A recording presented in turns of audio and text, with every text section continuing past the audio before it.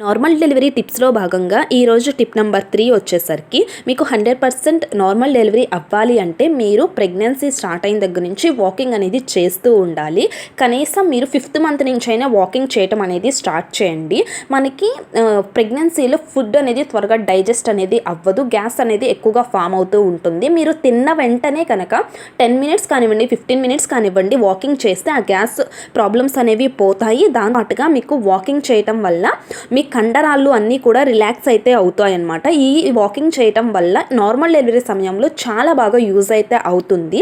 మీ muscles అన్నీ relax అయ్యి బాగా స్ట్రెచ్ అవుతాయి కాబట్టి బేబీ బయటకు వచ్చే సమయంలో మీ మజిల్స్ అన్నీ మీకు సపోర్ట్ అయితే చేసి బేబీ రావటానికి ఎంకరేజ్ అయితే చేస్తాయన్నమాట.